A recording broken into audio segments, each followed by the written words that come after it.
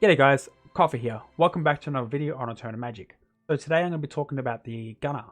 We've got three different builds that I want to talk about. It's the Poison build, the Pet build, and the Healing build.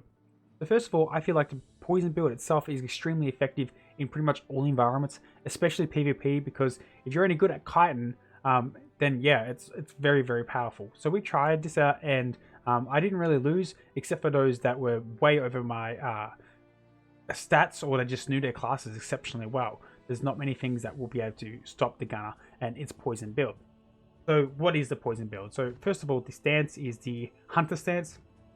So the target will receive extra damage when you actively press T on your opponent, as well as it gives damage to monsters increased by 12%, and while shooting skill damage by 11%, depending on the chance of insight. So insight is one of those mistranslations that's happening here somewhere, the scope or the aim, because I have looked around everywhere and I cannot find the word insight anywhere but here really. So the mana recovery effect from the rocket shell and the swift firing is increased by 100%. You don't have that many mana problems, but you know, when you're constantly firing, you will have eventually. So let's have a look at the abilities. So swift firing, this will restore your mana. It will do a small amount of damage. It has a 50% chance per one shot to add one layer of aim. So what aim does, it affects your Viper, your Venomous Sniper, and Venomous Sniper will affect your Viper Bite, and it will affect its own ability. Viper Bite, it shoots 750 damage, but it's got a 10-second cooldown, and it will apply Viper Bite to it. Every 3 seconds, you deal close on 300 damage, nature damage in the last 12 seconds. So overall, it hits for about 1700 after the entire dot effect has been finished. And you also receive one layer of scope. So that's something else that will, when I say scope, I believe that means aim, because I've frequently used it, and it gives me the one aim section as well, which is used for Venomous Sniper. And then Venomous Sniper, it shoots the target, inflicting X amount of damage, and if you already dealt damage, then it does 20% more damage, and you want to use it when you've got 5 layers or 4 layers of aim, because it will refresh the cooldown of Venomous Sniper and the Viper Bite. The Viper Shot, shooting technique that inflicts 200 natural damage, and then every 0.4 seconds deals 700 damage, natural damage. If you've already applied a gradual damage effect to a target, then it doubles, and it can be used in motion. So from these 4 abilities here, what it basically means is that your 1 will lower the cooldown of your Viper's Bite, depending on the passives and stuff that you have. Okay? And you use 2 to inflict a dot, and that dot, when it's applied, it will make your Venomous Sniper and your Viper Shot actually hit harder. So the goal is that you don't want Viper's Bite to drop off, or at least you want to make sure you re-put it back on before you go ahead and cast 3 and 4, because that's going to be a lot of lost damage if you don't do that. Now the Poison build doesn't just stop there. The actives play a huge part in this build here. So we have Poison Trap, places a Poison Trap in a target location, and it deals 200 nature damage every 2 seconds to enemies within 7 meters radius. So that's good for AoE stuff, and it lasts 20 seconds. You can only place 1 trap though, so you need to put this at the feet of an enemy in PvP or just around PvE in order to make it trigger straight away, so you can use your next trap. Vine Trap throws a Loach Trap in a target location for 1 minute. Setting of Loach Trap makes the Loach grow to size of 6 meters, which decreases movement speed of all enemies by 40%. You can either use that, or you can use the Mount Trap. And this one here, enemies caught in the area receive a stunning for 6 seconds. So it's either one of these for PvP, it just depends on the playstyle that you want. If you want them to be trying to actively walk towards you, and you just walk them back while you shoot them, then you would use the Vine Trap. Otherwise, you would go ahead and use the Mount Trap. If you'll use a Mount Trap, they're most likely going to be like trying to use the defensives and stuff like that. But if they're trying to walk towards you, they still think that they've got a chance to actually get to you and do damage. They'll be focused more on walking towards you rather than using their own defensives and whatnot. Okay, then we have Jump. So this is another ability that you definitely want to use for when it comes to PvP, and you kind of need to bait people onto you, because what it does, it's going to they'll get directly on top of you, as an example, because you've run out of cooldowns from these. But then you'll pop this and you'll jump back, so you're kind of using it as a kite. But you need to have it for this passive down here. When applying Jump into 5 enemies in the area of 6 meters, they get paralyzed for 6 seconds. So this entire build works around crowd control and placing down poisons and just kiting around, and it's ridiculous. That's kind of it's really quite broken. when you see a gunner that's running this kind of build, you need to jump on them straight away because they're causing more havoc than you realize. Okay, so then the passive, this natural one here, it doesn't really matter too much. You can go this one here, will just reduce their movement by 40%. And this one here will stun and stupefy them. The longer the skill is active, like, I just don't think this one's that required. Either use this to help your allies or to use the slow shelling to slow down enemies when they're trying to approach you. I will quickly go over the passives and I'm going to go and actually show you the rotation really fast. So the cannons to action. After applying mutate and firing during 10 seconds, instantly release rockets. So basically this will help your Viper's Bite and your Venomous Sniper. With a chance equal to the chance for a crit damage, it has an instant cooldown without consuming mana points. So when you're using Viper's Bite and Venomous Sniper, they will refresh each other and make their cooldown instant, therefore applying more damage, and you can place the poison on somebody else. Then we have Wrath of Forest. Your crit damage is increased by 220%, monster damage by 250%, and crit healing is increased by 200%. So this can be useful if you were to happen to go half build and you wanted to be able to heal your allies here and there. That's why that can be useful. There's not many other things here that you would like to add. Like you could do this one here and have a Viper's Shot do some more extra damage, but I wouldn't worry about it too much. The quick charge for the Viper's Bite, that's okay too, but I feel like the Wrath of Forest is just better. Counter-Strike Evasion, you got to have that. That's a must for the jump because it's just critical. And then we have Powerful Shot. The damage from the skills of Sniper and Venomous Sniper increase on 10%. So basically more damage, raw damage for two of the abilities that you're going to use quite frequently. Okay, so that covers all the abilities. I'm not going to go all this over this other stuff. It's just too much to explain and too much to read through. And it really doesn't add to the video. In fact, it probably just takes away from the video. Okay, so the thing that you always want to open up with is your 2, because it has a cooldown and you're going to be wanting to apply that poison instantly to your opponent.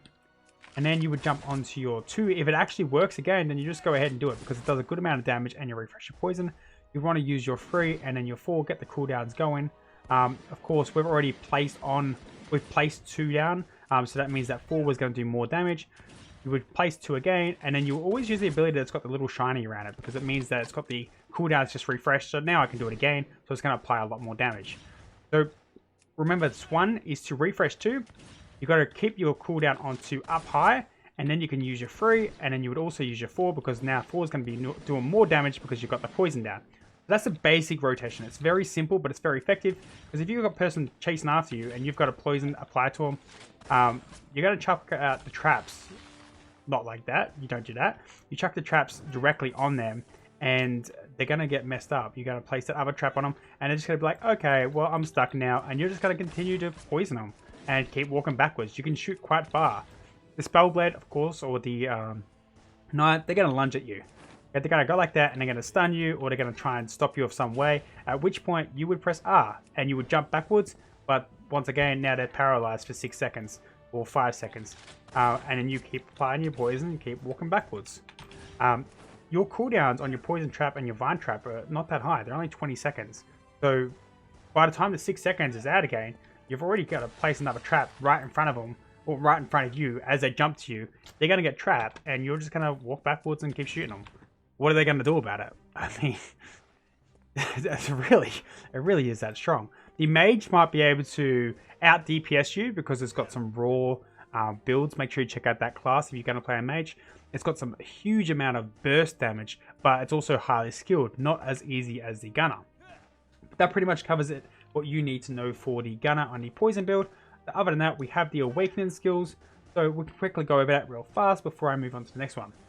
This one here throws 1 grenade to a specific area, deals 750 damage, and 1 lower explosive ammunition. So all the builds, all the classes kind of work similar, sort of. So then we have the Flaming Shell 2 that will apply, inflicts free level of ammunition, which basically makes your reset ammunition do more damage. It says here, throws 1 fiery shell that burns a specific area for 5 seconds, and every 1 second inflicts 600 damage. So it's an AoE, and it also inflicts 3 levels of the ammunition. Plus this will do to 1 level, so you increase those until you get the reset ammunition, and then every single time more ammo you have, maximum 5, this does more damage. And then we have this one as an individual ability that just does a lot of damage. Let's check it out in action. So you go ahead and you can see I'm trying to build it up here. I press 2 Press 1, and now that I've got that 5, I would use my 3 for maximum damage. Of course, you want to use your 4 pretty quickly and pretty early on, because it does a lot of damage, and you might be able to get the 2 off in 1. I doubt that though, it depends on how long your awakening lasts. Of course, refresh the 1, refresh to 3 once you've got the 1 and 2, back up to 5 layers. That's really all there is to the awakening. It's just lots of damage.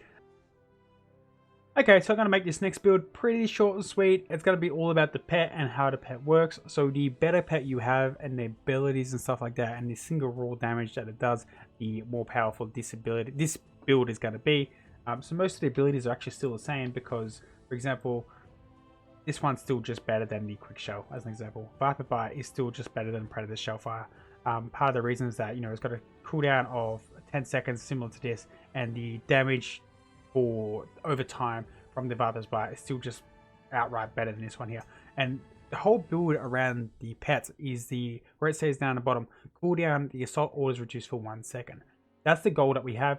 Now the fact that we put assault order to assault actually on our bar, a lot of our abilities are going to reduce the cooldown of order of assault, because your goal is to continually use all your different abilities to drop this down as quickly as possible and cast it again. So what it does, based on the base attack power, the pet puts enemies in the 30-meter zone, 827 physical damage with guaranteed crit damage. You can get the skill aim, and you can get aim once, but the cooldown of assault order decreases by 1 second. So 827 damage, it seems low, but that's because of the pet that I'm using. And unfortunately, I've got to put this build behind the poison build, but only because I haven't been able to thoroughly test it, as I've said at the start of the video, with a stronger pet. But I feel like this build may be stronger than the poison build if you have the right pet with the right qualities, if it's mutant, etc. Then we have the bombing. So this is a shooting technique that launches 4 rockets at the target, up to 5 enemies in 6-meter radius for 2000 damage. It reduces the order of assault as well. It's a nice AoE. It's just a good ability overall. We have Wild Jolt. Orders your pet to attack. Basic attack deals 842 damage and fall on the ground for the last 1 second. So I believe that just kind of knocks them over. And then we have Maim and Shell. Once again, this is another shooting technique that deals 700 damage, and assault order is reduced for 1 second. During 10 seconds, missile rocket is instantly applied. Okay, so we changed up some of the passives as well. The firm order here just makes order of assault better, and we've gone ahead and we've put infection here, because infection standard pet attack is applied with wounded infection skill. After 10 layers, the next normal attack removes this effect and deals 1150 damage. So it really is all about your pet.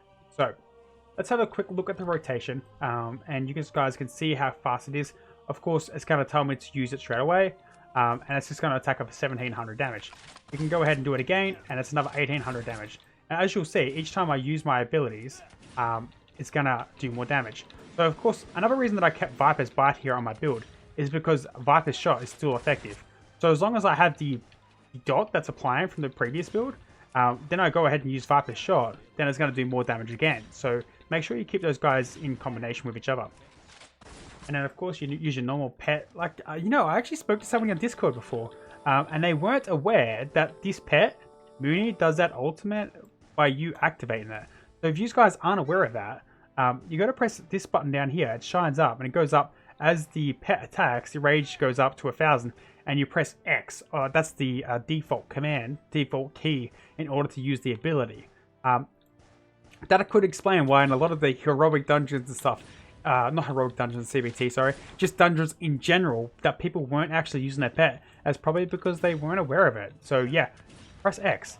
Alright, go back to the build. Yeah, so continuously use your Swift Firing to reduce the cooldown, use your Viper's Bite to reduce the cooldown, keep the dot actually applied to the enemy, press your 4 to do more damage once your Viper's Bite up, and then of course you want to use your T every minute to be able to do more damage for the 15 seconds, and then you use your 3, so like that, because it actually does a lot of damage. So this is better for when it comes to single targets. Then we have the Bombing, of course, that does that. I think it's a pretty cool looking ability. We have the Wild Jolt, orders your pet to attack. As you can see, he did. And we have the Maim and Shell. So that's pretty much all there is to it when it comes to the pet build. It's pretty simple, but good, it's good single target damage. And I really feel like this build is the way to go.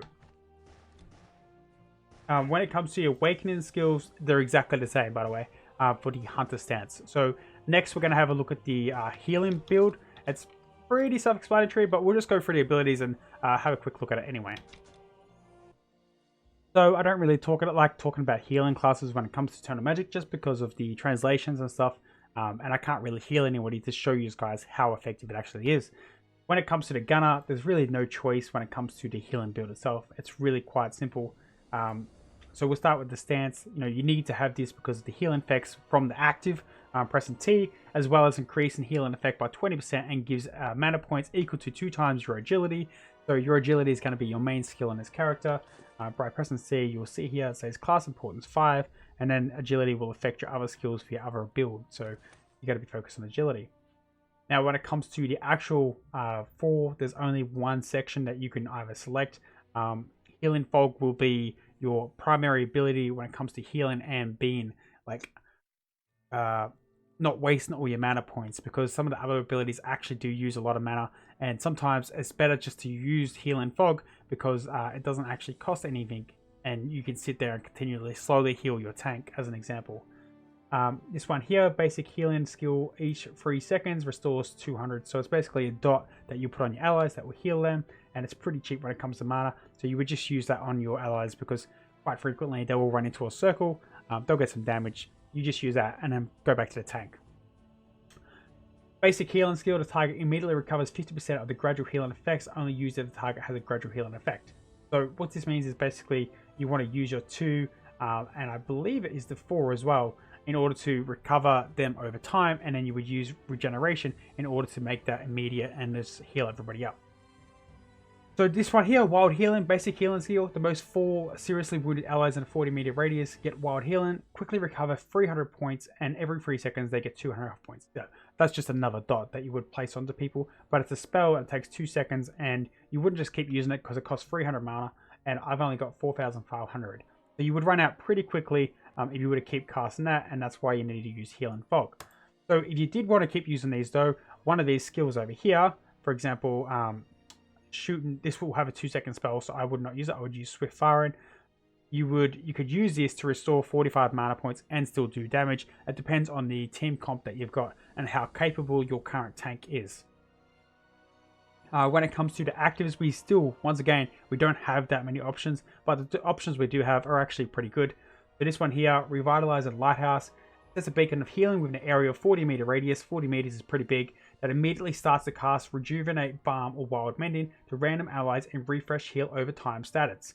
So you would go ahead and place your dots to heal up your allies, and your mana will be pretty low at that point. You'll lose 1500 mana just by placing it on all your allies. Then you would pop your Q and it would refresh them pretty quickly, and that way you don't have to go back and recast them. You could instead focus on Healing Fog and just focus on your tank. Nature Power, it's not that good. Target gets 500 points, spell times 1.4 seconds, but the mana cost is 300, so I almost would recommend that you just don't even use this ability. In fact, you're better off just going to Immobilize or place a poison down or anything, really. That's just not that good. But as a healing skill, if you need it, you need it. But personally, I wouldn't be using it. I'd maybe use, I'd probably use the Vine Trap or the Poison Trap. Anyway, Forest Wind, I like the 2 R's. Your effects of treatment are increased by 20% last 8 seconds. So of course, that's just going to give you a huge buff when it comes to healing. And you would use that whenever your tank or your entire crew is actually seriously in trouble. So your cooldowns and how you would pop it, you'd focus on 2s for your allies, for everybody that's not the tank. Then you would focus on Healing Fog and consistently keeping the tank up because of the low chance of mana. And then you would use this in order to proc the dots quickly if they needed that. You would use 4 for people that are really hurt to add an extra buff onto them. Then you would pop Q down in moments of emergency that would refresh your 2 and your 4. Use E or, in this case, Nature Power, never. And then your Forest Wind, you would just use that in the case of emergency as well. So you can use that in junction with your Q, but I'd probably keep it on a separate cooldown. Okay, so the passives, same deal. There's really not that many options. So you can go to the Healing Fog, which will gradually healing you from the healing effects from Healing Fog increased by 25%. Words, damn, I'm so bad at this. At the same time, Healing Fog is cast upon 5 severely wounded allies. So when you've used this ability here, your Q, and you place that down, and you go ahead and you pop your Fog Creator, it will actually heal all your allies in the nearby area. So that's when I said that you can use it in junction with your Forest Wind. So you would use Q to refresh your 2 and your 4. Then you would use your R, and that would increase your healing for 20% for 8 seconds, and then you would use your 1 quickly, and that would heal all the allies in an immediate area, making them all go back up. What did we get to? So we got the Healing Fog, yeah, basically has 25% more healing, and then we have this one down here, Nature Shelter. If the goal does not have the effect of Healing Ointment, then during its use, Healing Ointment, the target immediately recovers 250 points. When applying Forest Wind, you restore 20% of the maximum health points. So pretty much it's just overall useful for all your heals, and it's absolute must. You could go ahead, and if you're going to do a poison build, sorry, not a poison build, if you're going to get rid of your Healing Fog and go to Swift Fire, and so you're going to do some kind of DPS, you would have the option of having 2 different things. Because the nature area is not as useful now, and the Healing Fog is not as useful, but you could go ahead and pop yourself in Wrath of Forest or something similar to, you know, be able to do DPS as well, which is what I would prefer, because it's just a little bit boring in my opinion just to do straight up heals. So the awakening skills on the heals are exactly the opposite of what it would be for the normal stance. So what I mean is that it's not doing damage, it's doing heals. So you, once again, you would use your 1 and 2 in order to refresh your number 3, and your 3 would just do more heals, and your number 4 is just pretty much a standalone that increases the crit rate and insights, share 10% and 20% growth. So yeah, you cast your 3. Let's just pop it. You cast your 3. I can't do it because there's no target. And you would use your 1 and your 2 in order to refresh your 3. But unfortunately, I can't show you. I wish I could, but it is the way it is with heals, and that's part of the reason I don't like doing guides on them. Anyway, guys, I hope this guide has actually helped you, and I hope that you appreciate the videos, because I've had to go back and redo them all because my audio sucks. Anyway, thank you for watching. Make sure to check out our other videos. You can support the channel by showing the love and commenting below and checking out those we are affiliated with. You can also get access to all our different social medias, which I'll link down below. Until next time, Coffee out.